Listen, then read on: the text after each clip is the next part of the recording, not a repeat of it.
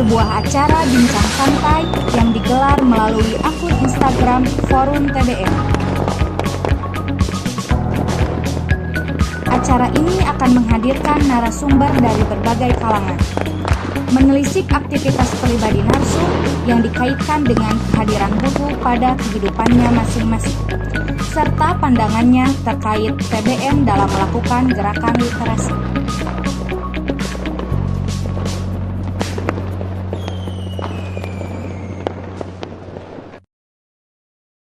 Oke, terima kasih. Selamat datang kembali di acara Aku, Buku, dan TBM yang diselenggarakan oleh Forum TBM. Setiap bulan ada 2 kali acara ini yang nanti akan membahas berbagai hal terkait dengan aktivitas TBM, terkait dengan kegiatan literasi, terkait dengan kegiatan-kegiatan yang mengangkat topik-topik yang menarik seputar TBM. Aku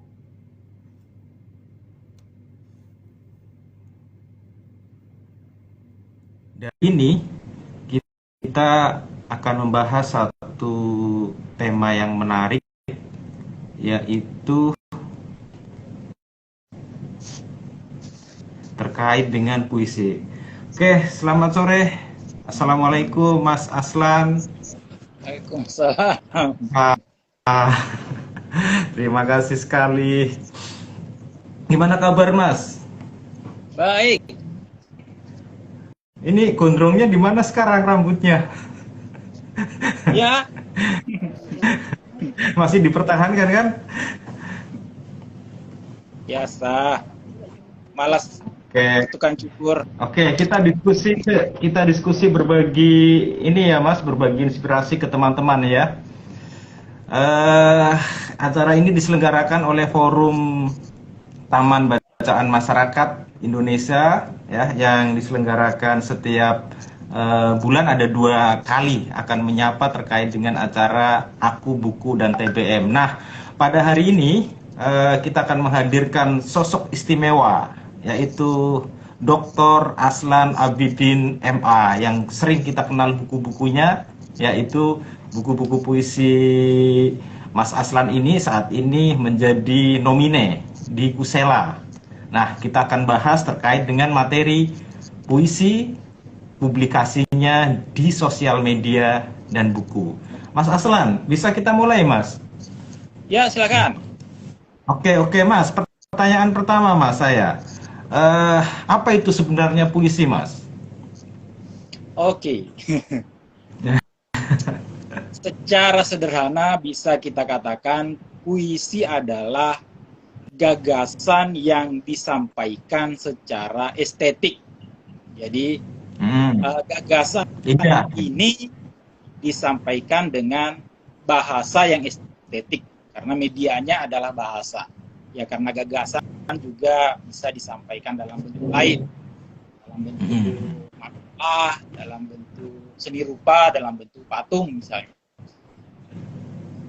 Ini yang membuat kemudian kita juga bisa berpikir bahwa sebagai satu karya seni yang di dalamnya juga berisi gagasan, maka ya puisi adalah satu karya intelektual. Jadi baik gagasannya maupun keindahannya adalah satu karya intelektual. Ya, sehingga sebenarnya ya puisi itu ya mesti sangat memperhatikan intelektualitas, ya tidak sekedar semata menyampaikan perasaan misalnya, ya seperti itu Pak. Nah, Mas Aslan, kami kan di teman-teman di forum nih, dia punya TBM yang salah satu aktivitas pentingnya itu membaca. Nah, di TBM juga ada satu kegiatan yang disebut dengan creative writing, ya, menulis kreatif, salah satunya puisi, Mas. Nah, tadi puisi itu karya intelektual. Nah, pertanyaan saya begini, Mas, seberapa jauh kegiatan membaca kita mempengaruhi intelektual kita dan kemudian bisa membentuk kemampuan estetik kita di dalam menulis puisi, Mas? Ya, ini utama malah ya, karena membaca itu berarti mendapatkan gagasan dan membaca juga membuat kita bisa menguasai bahasa. Yang menjadi persoalan kita adalah kalau kita tidak menguasai medianya. Media dari puisi ini adalah bahasa. Jadi gagasan sebesar apapun yang kita punya, kalau kita tidak bisa mengubahnya ke dalam bentuk bahasa, itu juga tidak akan bisa. Imajinasi kita bisa sangat luas, kita bisa mengatakan bahwa saya punya karya yang sangat luar biasa di kepala saya, tetapi karya yang sangat luar biasa ini kan mesti diubah ke dalam bentuk bahasa. Jadi persoalannya kemudian adalah kalau tidak menguasai bahasa, ya tetap saja dia hanya akan ada di kepala. Bisa disampaikan ke dalam bentuk bahasa lisan, diceritakan karena ya bahasa lisan bisa diubah-ubah, bisa dengan segera diperbaiki, bisa disampaikan dibantu dengan mimik dan lain-lain, tetapi tetap saja itu butuh keterampilan dan penguasaan bahasa tulis tertentu untuk menuliskannya. Jadi membaca kemudian adalah segalanya dalam menulis karya sastra. Nah, oke teman-teman, satu kata kunci kita ya, puisi adalah karya intelektual yang dimana salah satunya disampaikan dengan melalui estetik. Membaca membuat kita menguasai bahasa dalam konteks untuk kenal benar dengan bahasa sehingga kita bisa menyampaikan gagasan itu dengan puisi. Nah, nanti kita diskusikan lebih lanjut teman-teman semua yang ada di Indonesia, TBM di penjuru Nusantara. Teman-teman bisa bertanya di sesi ini, silahkan bisa ketik di kolom komentar, nanti akan saya bacakan pertanyaan kepada Mas Aslan Abidin sehingga akan mendapatkan satu jawaban yang nanti bisa menginspirasi kita semua. Mas, selanjutnya Mas, saya ingin tanya ini nih, penasaran nih. Sebenarnya proses kreatif menulis puisinya Mas Aslan Abidin itu kayak apa, Mas? Biar teman-teman tahu nih.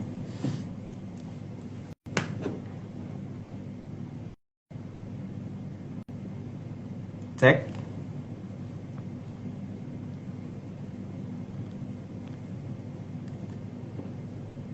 Halo Mas Aslan.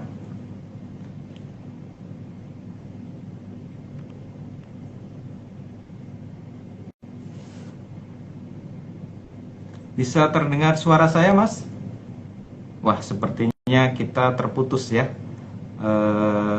Sambil menunggu Mas Aslan Abidin ya, kita bisa meramu ya satu pengetahuan penting terkait dengan puisi. Jadi puisi itu tidak sebatas dengan ungkapan perasaan ya. Puisi terkait juga dengan intelektualitas kita. Bahwa puisi adalah karya intelektual yang disampaikan dengan bahasa. Di dalam puisi, kata Mas Aslan tadi, ada gagasan yang intelektual, ada bahasa yang intelektual, yang salah satunya adalah bahasa yang sudah didesain sedemikian rupa menjadi sangat estetis ya. Sehingga melalui bahasa inilah ya kita bisa menikmati puisi, kita bisa menikmati gagasan-gagasan puisi yang ada di dalamnya. Sambil menunggu Mas Aslan, kita coba ulas kembali gagasannya. Nah, dari sinilah salah satu kegiatan penting yang bisa kita lakukan oleh teman-teman di Taman Baca adalah kegiatan aktivitas membaca sendiri ya. Membaca banyak buku itu akan menguatkan intelektualitas kita. Dan membaca itu juga akan semakin memberikan pemahaman kita tentang bahasa. Karena bahasa inilah yang kemudian digunakan oleh Mas Aslan Abidin tadi untuk mengungkapkan ide gagasannya melalui puisi. Jadi membaca mengasah gagasan kita, membaca, mengasah ketajaman berbahasa kita. Nah, ini yang nanti tentu saja akan kita bahas lebih lanjut sambil menunggu Mas Aslan Abidin bisa tersambung kembali. Oke, sepertinya sudah tersambung kembali. Halo Mas Aslan.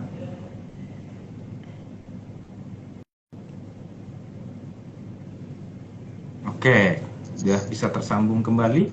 Kita tunggu. Wah, terputus Mas. Ada apakah sinyal di sana kah gerangan? Ya. Mas, lanjut ya Mas ya. Terdengar suara saya Mas? Oke, Mas. Jelas. Jelas ya?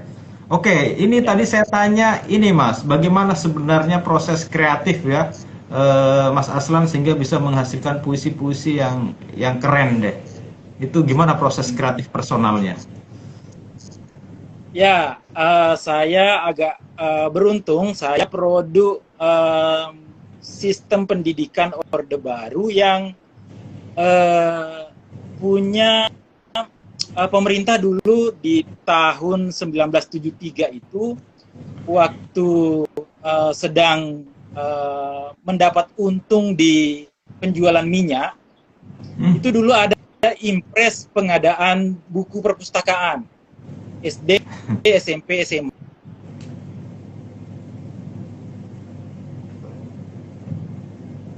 Suatu hari guru saya, namanya Pak Nurdin, masuk ke kelas dan bercerita mengenai Simbad si pelaut. Simbad. Buku ketika sampai pada gambarnya. Kemudian setelah cerita, beliau mengatakan, kita sekarang punya perpustakaan ada di samping ruang kepala sekolah. Kalau mau lebih jauh, ini ada di sana. Kalau membacanya, setelah saya menemukan satu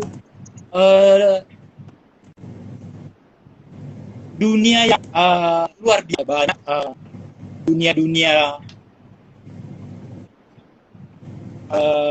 besar, dunia-dunia luar biasa dalam buku-buku. Kemudian setelah membaca buku-buku di perpustakaan sekolah, saya kemudian juga tahu bahwa di kecamatan kami yang sekian kilometer itu juga ada banyak buku, ada juga perpustakaan kecamatan. Jadi saya meminjam di sekolah, setelah membaca buku di sekolah, kemudian sore-sore setelah pulang sekolah, itu kemudian ke perpustakaan. Ya, di perpustakaan bisa membaca buku-buku Kopingho dan banyak buku-buku dari luar ketika itu, buku-buku koboi. Hingga SMP sampai SMA, di SMA sudah bisa membaca buku-buku seperti Siarahnya Iwan Simatupang. Jadi saya kira sama saja seperti kebanyakan para penulis ya, bahwa mereka bisa menulis karena mereka membaca. Jadi rata-rata penulis kita di Indonesia juga itu, kalau kita membaca biografi mereka, mereka juga adalah para pembaca. Kebanyakan dari mereka itu misalnya anak pegawai negeri dulu, anak guru terutama, yang ibu atau bapaknya yang menjadi guru membawa pulang buku, dan anak-anaknya kemudian menjadi penulis-penulis besar di Indonesia. Jadi membaca memang modal utama kita untuk bisa menulis, terutama karena kita menulis dalam bahasa Indonesia, sementara bisa saja kita tidak tumbuh dalam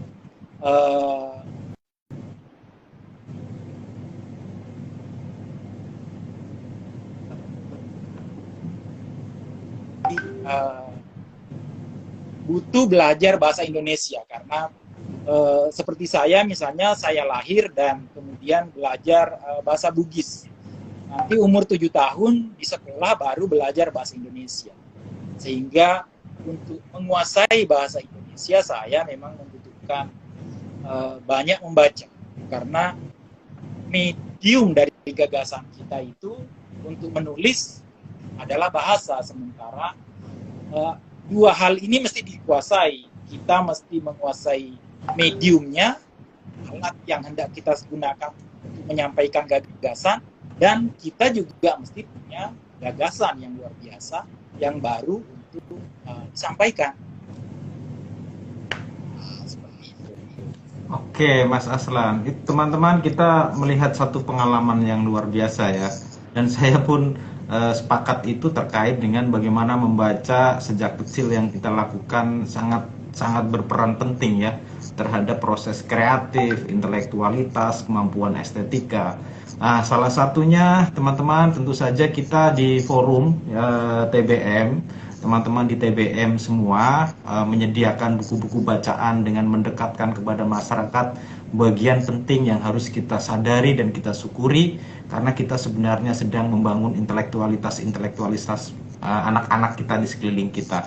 Nah, Mas Aslan, terkait dengan proses menulisnya, Mas, mungkin ada yang bisa dibagi ke kami. Sebenarnya menulis puisi yang dilakukan Mas Aslan itu kayak apa sih gitu?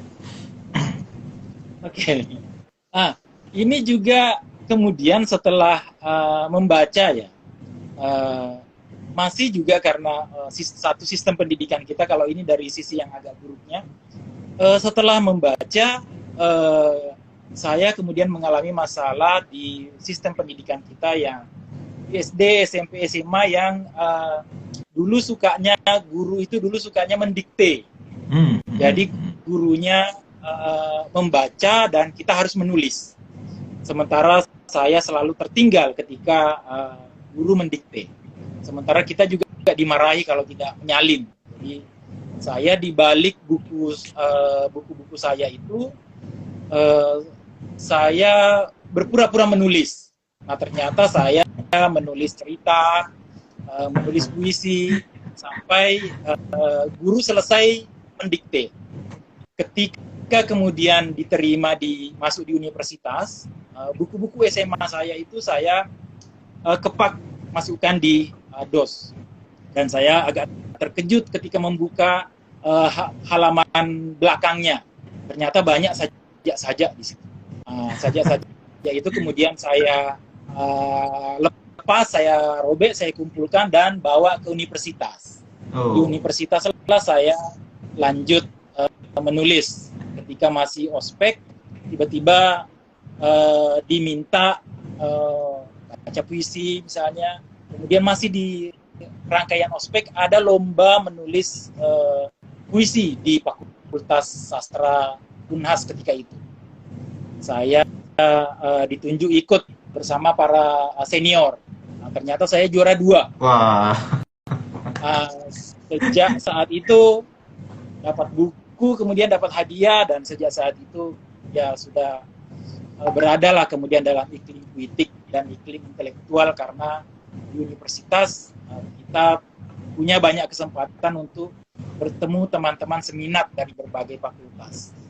Didukung juga oleh perpustakaan yang lebih bagus, yang lebih mending. Jadi memang saya kira setelah kita membaca, kemudian kita terus-menerus mempertahankan iklim intelektual kita, itu memang memungkinkan kita untuk bisa menulis, karena terutama juga tergantung kemampuan kita memilih dan memasukkan diri ke kelompok mana. Kalau kita menyadari bahwa kita harus memasukkan diri ke iklim intelektual, maka kita tentu memilih teman yang juga intelek, juga menyukai membaca buku, menyukai berdiskusi, dan kita kemudian membuat kelompok-kelompok membaca dan menulis. Seperti yang sekarang ini sangat banyak, dan saya kira itu akan sangat berguna. Kelompok-kelompok membaca dan menulis ini kemudian dibuat oleh orang-orang yang sadar bahwa membaca itu penting, justru di era ketika era buku impres berakhir, sudah hilang. Angkatan 90 seperti saya itu 91 masih dapat beberapa daerah, tetapi tetapi setelah itu pemerintahan berganti, bagian perpustakaan ini yang tidak dilanjutkan. Nah, kecemasan orang-orang yang menyadari pentingnya membaca ini, kemudian mereka inilah yang membuat gerakan-gerakan membaca.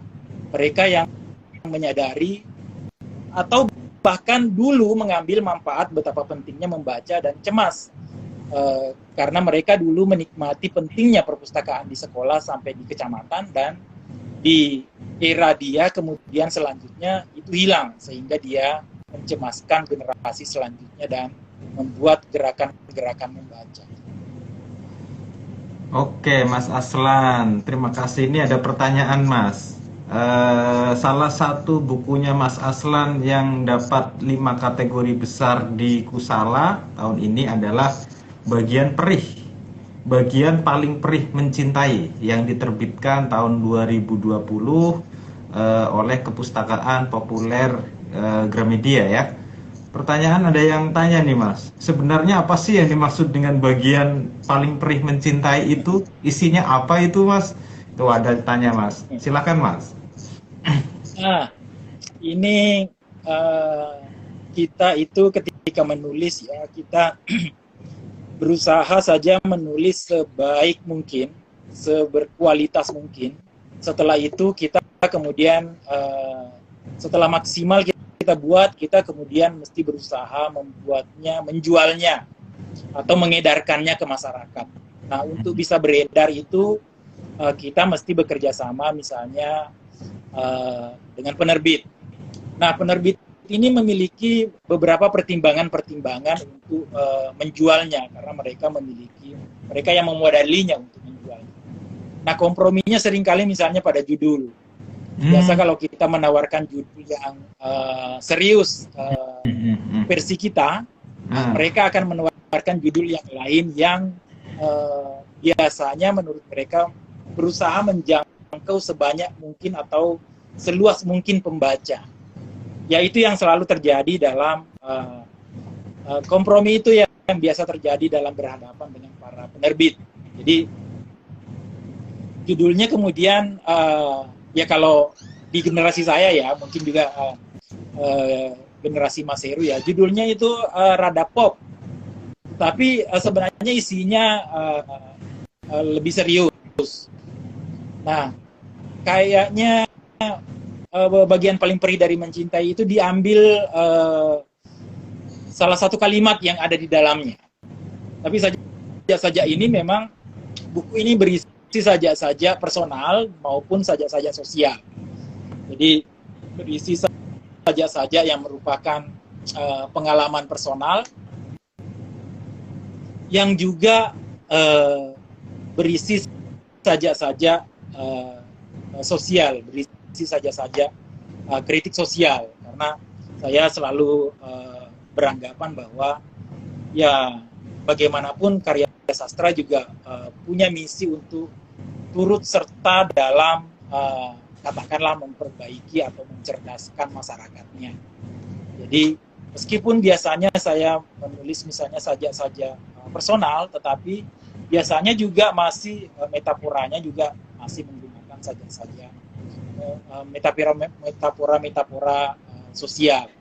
Jadi buku saya antara lain seringkali berisi persoalan-persoalan seperti itu, pengalaman-pengalaman personal, percintaan dan lain-lain, tetapi juga berisi kritik-kritik sosial.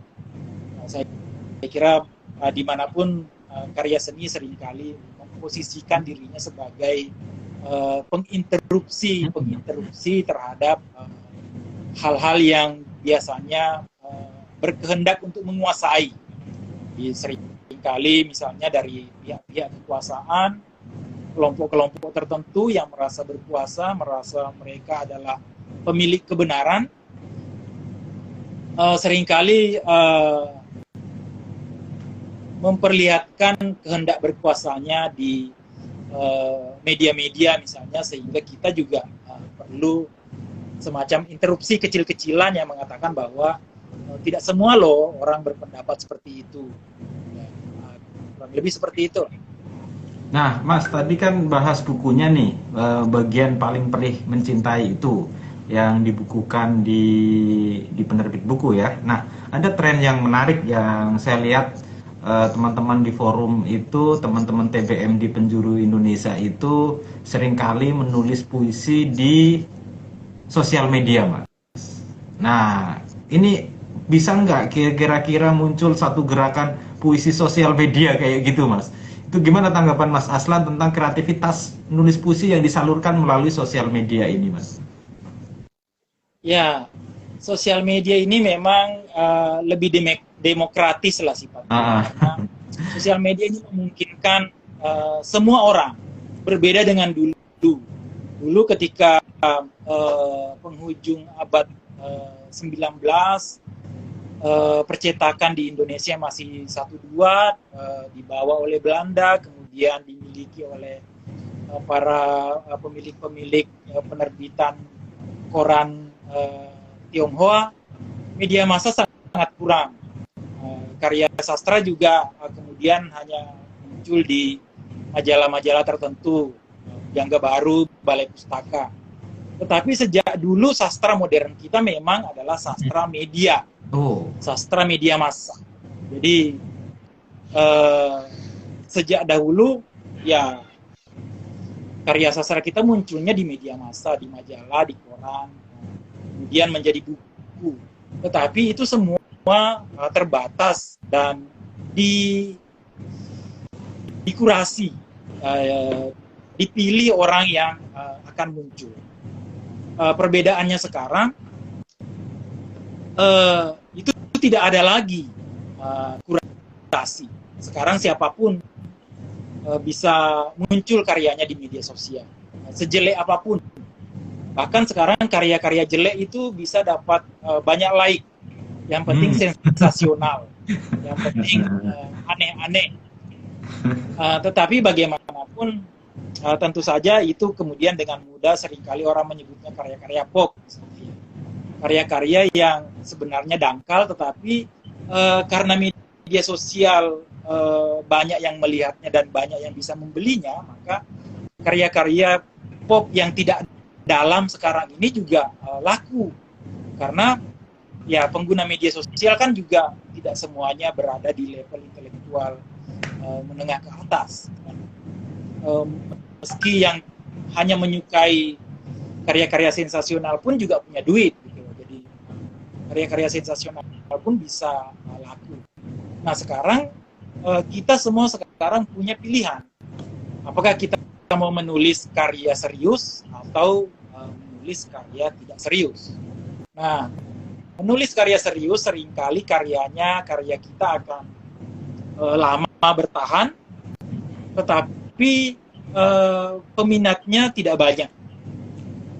Atau kita membuat karya-karya pop yang cepat populer, mungkin cepat laku, tetapi juga cepat dilupakan. Ya, karakter media sosial sekarang saya seperti itu. Nah, yang agak mencemaskan adalah di saat sekarang ini karya-karya serius semakin tampaknya semakin berkurang. Boleh jadi karena memang sistem pendidikan kita yang tidak banyak membaca. Sistem pendidikan kita juga tidak memasukkan karya sastra. Sistem pendidikan kita juga tidak mengarahkan kita untuk berkarakter intelektual. Pendidikan dasar kita itu, karakter kita diarahkan untuk berkarakter religius, nasionalis, integritas, gotong royong, dan mandiri. Tidak ada sama sekali karakter intelektual. Sampai selesai SMA, masuk di universitas pun kita tidak semua belajar filsafat misalnya, tidak semua belajar hal yang sifatnya intelektualitas. Nah, ini juga di satu sisi membuat tugas TBM bertambah berat.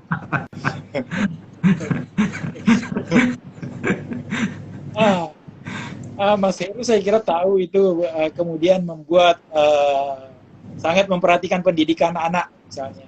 Ya, sayangnya tidak banyak orang seperti Mas Heru misalnya yang punya kesadaran akan sistem pendidikan kita dan segera mengambil peran sekecil apapun yang bisa diambil, tapi itu berguna. Nah, ini juga situasi ini juga membuat karya-karya dangkal kita menjadi lebih banyak. Yang agak mengejutkan adalah karya-karya di lomba-lomba kita yang kemudian muncul di media-media masa kita itu cenderung karya-karya yang juga pop. Agak mencemaskan karena menurut saya ya juri-juri sekarang, redaktur-redaktur koran misalnya, itu tidak menyadari bahwa dia terpengaruh oleh budaya pop sekarang. Karena budaya media massa itu kan mengejar kecepatan misalnya. Nah, pada kecepatan inilah kemudian menjadi berkurang perenungan. Jadi karya-karya kita yang mestinya kita sebut sebagai misalnya lomba-lomba yang bisa melahirkan karya-karya serius, lomba-lomba yang bisa atau media-media yang mestinya kita harap melahirkan karya-karya serius, itu juga kemudian memenangkan atau memunculkan karya-karya yang tidak serius. Ini bermasalah menurut saya kalau para redaktur dan jurinya ternyata terpengaruh oleh karya-karya dangkal misalnya. Tetapi lebih bermasalah lagi kalau ternyata memang sudah tidak ada orang yang menulis karya-karya serius, sehingga tidak ada pilihan selain karya-karya yang tidak serius dimunculkan. Nah, saya kira fenomena sistem pendidikan kita kemudian sangat didukung oleh kemunculan media massa yang memungkinkan lebih masifnya karya-karya yang berada di karya-karya yang menggali kedangkalan, gitu. Karya-karya yang terdiri dari kata-kata sensasional, terdiri dari kata-kata yang penting mengejutkan, gitu. Tapi apa sih maknanya? Ya tidak ada. Seringkali ada karya-karya misalnya yang terdiri dari dua kalimat yang mengejutkan, kemudian disambung lagi dengan dua kalimat yang mengejutkan, tetapi kedua kalimat itu tidak berhubungan misalnya. Hanya terdiri dari susunan kalimat-kalimat sensasional yang ketika selesai kita baca dan kita menggeledah diri kita, apa sih yang tinggal dari bacaan kita itu ternyata tidak ada.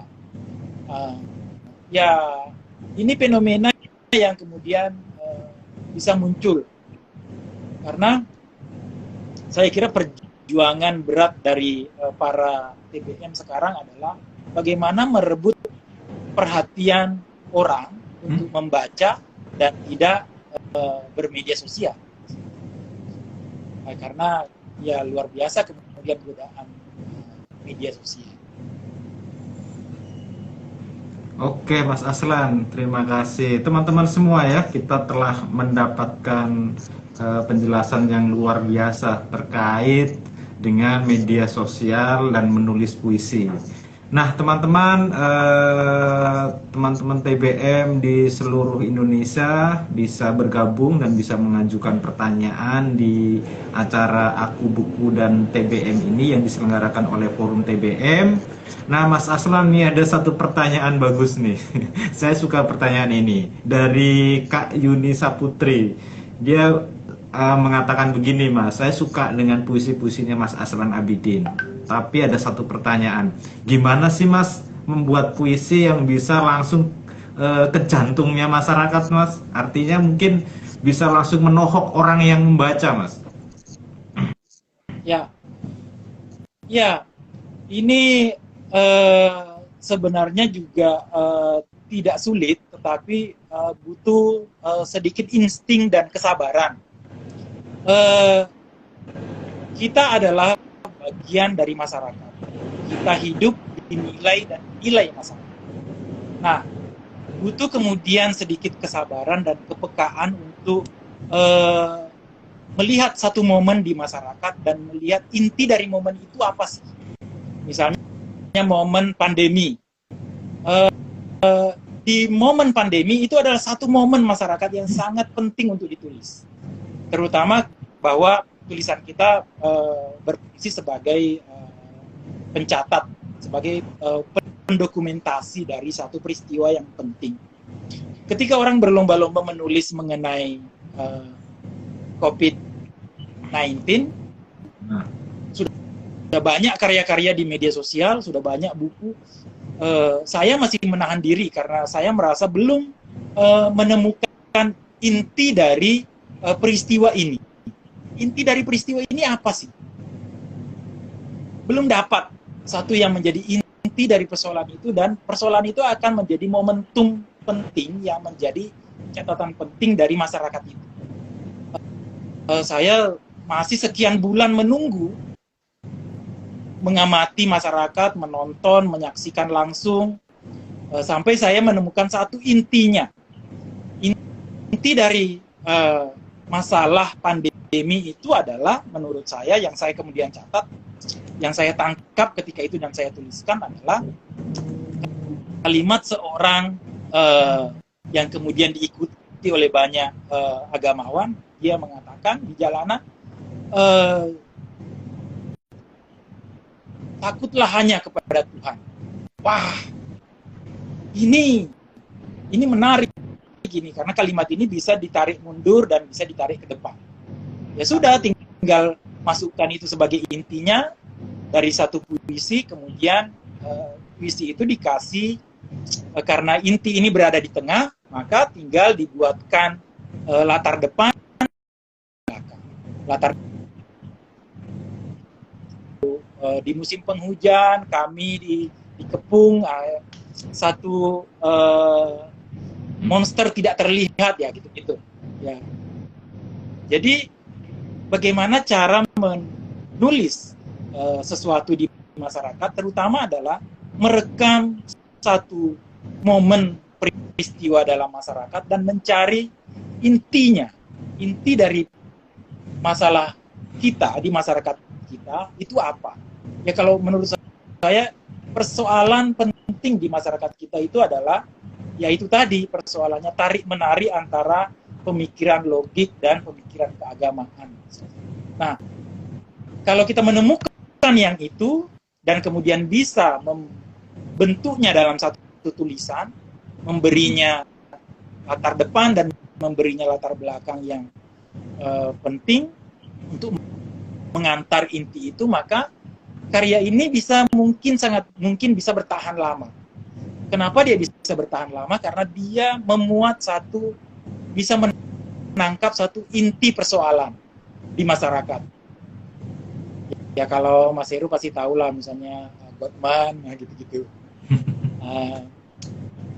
Jadi ya secara teoritik juga memang ada sih, tetapi mungkin saya juga dibantu oleh pengetahuan sebelumnya bahwa ada yang mesti ditangkap di dalam masyarakat, dan itu menjadi penting. Dan ini seringkali tidak disadari banyak penyair, misalnya. Tidak merekam dengan baik, dan karena tidak merekam dengan baik, sehingga dia tidak bisa menangkap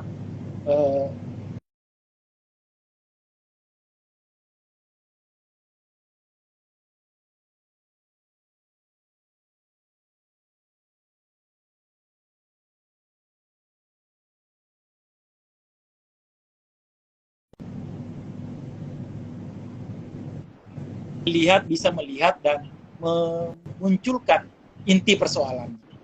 Karena inti persoalan ini seringkali akan menjadi masalah yang sangat panjang, yang terus-menerus diingat orang. Mungkin di zaman yang akan datang, persoalan ini masih di masalah.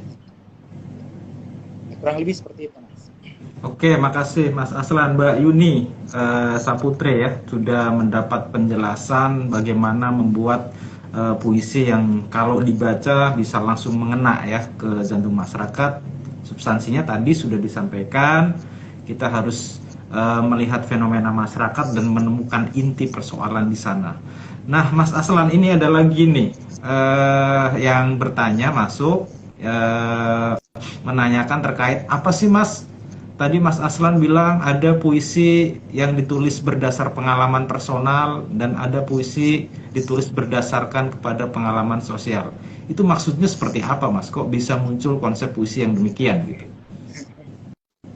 Oke. Jadi secara sederhana kita bisa membagi sajak-sajak kita itu sajak-sajak sebenarnya sajak-sajak personal ya, karena misalnya sajak-sajak asmara, percintaan, rindu, ya itu sajak-sajak yang dialami orang per orang. Meski karya-karya ini disebut personal, tetapi juga bisa dimasuki oleh orang lain. Ada juga sajak-sajak sosial yang katakanlah sajak-sajak yang merupakan peristiwa-peristiwa sosial, seperti sajak mengenai pandemi tadi. Ya, itu adalah sajak-sajak sosial, sajak yang bercerita tentang peristiwa-peristiwa di masyarakat. Atau sajak-sajak yang merupakan sajak-sajak kritik sosial. Jadi itu yang bisa kita sebut sajak-sajak sosial dan sajak-sajak personal. Sajak-sajak personal itu ya sajak-sajak yang menyangkut perasaan kita pribadi misalnya. Tapi juga ada masalah pada bagian ini karena meskipun dia disebut sajak-sajak personal, tetapi dia juga harus bisa diterima oleh personal-personal pembaca. Bukan misalnya karena saya Aslan Abidin, misalnya saya menulis sajak-sajak yang betul-betul sangat personal Aslan Abidin sehingga orang lain tidak bisa masuk terlibat di dalamnya. Ya, meski sajaknya sajak personal, tetapi itu menceritakan masalah-masalah personal kita bersama atau personal kita masing-masing. Dan itu bukan masalah bersama kita secara sosial. Ya, kurang lebih seperti itu maksudnya. Oke, terima kasih Mas. Personal dan iya, kita jadi punya gambaran ya. Biasanya ada aliran disebut sajak personal itu aliran gue banget yang orang lain nggak bisa masuk. Sebenarnya bukan di situ ya Mas, tetapi persoalan yang dialami oleh personal banyak orang sehingga jadi momen pengalaman bersama secara individu ya Mas ya. Oke, Mas Aslan, terima kasih, kita udah 60 menit ternyata berdiskusi begini dan banyak ilmu. Pertanyaan saya terakhir Mas ya, sambil nanti di closing ya dengan statementnya. Kami di forum itu punya banyak teman-teman yang bergiat di bidang taman baca yang menyediakan bacaan-bacaan untuk masyarakat sekitar terutama ya, biar buku-buku itu bisa diakses, bisa dipinjam, bisa dibaca dan sebagainya. Nah, pertanyaan saya Mas, seberapa jauh sebenarnya kegiatan mendekatkan buku ke masyarakat ini berperan penting dalam memacu kreativitas dan intelektualitas seseorang, Mas? Ini penting sekali ya. Kalau kita bicara misalnya sejarah negara-negara, misalnya sejarah Amerika misalnya, itu juga dibentuk oleh intelektual mereka, itu juga dibentuk oleh kelompok-kelompok membaca, kelompok-kelompok yang dibuat Abraham Lincoln misalnya yang saling meminjamkan buku. Kemudian bangsa kita juga kesadaran untuk merdekanya juga dibentuk oleh intelektualitas. Nah, ini tentu saja menjadi sangat penting, terutama di negara seperti negara kita yang justru tidak, sistem pendidikannya tidak menganjurkan untuk membaca. Jadi ini perjuangan yang sangat panjang tentu saja, membentuk orang-orang yang kemudian juga nanti akan menjadi satu keluarga yang sadar bahwa membaca itu penting. Ini penting sekali karena di manapun di sejarah mengenai orang-orang cerdas misalnya, ya mereka betul-betul dibentuk oleh bacaan. Nah, kenapa kita misalnya seperti sekarang ini terus-menerus berkelahi di media sosial untuk hal-hal yang sikapnya untuk hal-hal yang tidak masuk akal misalnya. Misalnya ada orang yang mengatakan jenazah Ataturk itu dilemparkan tanah ke udara misalnya, ditolak oleh tanah, tetapi mereka mempercayainya begitu saja dan tidak memeriksa di referensi-referensi lain. Itu karena memang kita tidak terbiasa untuk bersikap cerdas, bersikap intelek, sehingga kita bisa berkelahi untuk hal-hal gaib yang tidak masuk akal. Padahal kita dengan mudah bisa tidak berkelahi kalau kita mau mencari referensinya. Nah, ya perilaku ini masif di masyarakat kita karena memang sistem pendidikan kita tidak mengarahkan kita untuk punya karakter intelek.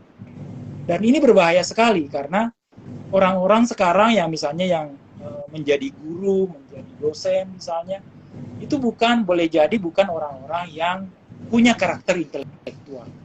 Dan lebih gila lagi kemudian kalau syarat-syarat kita untuk masuk di lembaga-lembaga intelektual itu tidak termasuk di dalamnya adalah karakter intelektual. Jadi menjadi sangat penting misalnya ada kelompok-kelompok yang bisa membuat masyarakat sadar untuk membaca. Karena kalau tidak, kita akan terus-menerus mengambil keputusan-keputusan, bahkan di tingkat atas yang keputusan-keputusan yang sebenarnya agak konyol. Misalnya di musyawarah sastrawan Badan Bahasa yang lalu, salah satu program yang mereka usulkan adalah menginternasionalkan sastra Indonesia. Ya, saya sedikit protes. Ya, bagaimana bisa kita menginternasionalkan sastra Indonesia? Lawong orang Indonesia saja belum membaca karya sastra. Ya, itu kan keputusan yang aneh, yang keputusan-keputusan aneh seperti itu akan terus-menerus muncul karena ya kita memang tidak berada dalam karakter intelektual. Ya bagaimana mungkin sih misalnya tanpa mengajarkan sastra Indonesia kepada siswa, terus tiba-tiba kita mau menginternasionalkan sastra Indonesia. Itu kan lucu nanti kalau orang luar negeri menguasai sastra Indonesia, terus orang Indonesia sendiri tidak membaca sastra Indonesia. Ya hal-hal seperti itu menjadi penting kemudian dan sekaligus memperlihatkan bahwa ya tugas TBM itu sebenarnya sangat berat. Ya tentu saja sambil kita terus-menerus meminta pemerintah untuk mengintelektualkan bangsa Indonesia dengan misalnya menyiapkan perpustakaan yang memadai. Ya misalnya TBM ini kan bersusah payah menyiapkan bacaan karena pemerintah tidak melakukannya. Pemerintah tidak menyiapkan bacaan, tidak menyiapkan perpustakaan, juga tidak mengajarkan membaca. Jadi ya masyarakat kita yang kemudian tumbuh menjadi tidak punya karakter intelektual. Ya semoga saja kemudian dari para pembaca-pembaca TBM kita ini lahir satu generasi yang cerdas, lahir generasi yang berkarakter intelektual. Karena sejarah juga menunjukkan bahwa orang-orang yang banyak membaca memang sangat berbeda dengan orang-orang yang membaca. Kurang lebih seperti itu, Mas. Oke, Mas. Jadi kebayang nih kalau kemudian TBM di Indonesia nih, Mas, sebelum internasionalisasi sastra, itu buku-buku sastra Indonesia itu ditaruh di TBM semua, ya. TBM yang bergerak mensastrakan masyarakat, baru internasionalisasi sastra. Begitu, Mas. Iya. Oke, Mas Aslan, terima kasih sekali atas berkenannya berbagi ilmu, berbagi inspirasi. Saya sangat senang kalau saya boleh merangkum teman-teman TBM di seluruh Indonesia. Menulis puisi tidak terlepas dari proses intelektual kita. Salah satu proses intelektualitas yang harus kita lalui adalah melalui membaca. Dan Taman Baca punya peran penting, di mana Taman Baca menyediakan akses membaca, mendekatkan bacaan kepada masyarakat, sehingga melalui Taman Baca itulah masyarakat membaca di situ, belajar di situ, mengasah intelektualitasnya, dan dari intelektualitas itulah proses kreatif menulis puisi itu bisa dijalankan sesuai dengan fungsinya dengan baik, dan media tidak sekedar media, tetapi dijadikan sebagai sarana untuk membangun intelektualitas yang baik. Dan salah satunya menginternasionalisasikan sastra Indonesia dimulai dari mensuplai buku-buku sastra yang banyak ke TBM biar dibaca masyarakat sekitar. Baru sastra Indonesia bisa berkembang. Oke. Terima kasih Mas Aslan. Sampai ketemu lagi. Sehat-sehat selalu. Ditunggu kabar-kabar selanjutnya dan semoga cepat guru besarnya di Universitas Negeri Makassar. Saya tunggu kabarnya.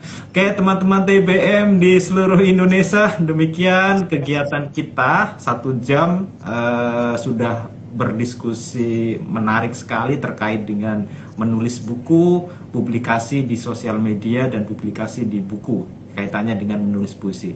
Kita ketemu lagi di 2 minggu ke depan di acara Aku, Buku, dan TBM yang diselenggarakan oleh Forum TBM Indonesia. Mas Aslan, terima kasih. Kita ketemu lagi. Kita akhiri. Oke. Assalamualaikum warahmatullahi wabarakatuh. Oke.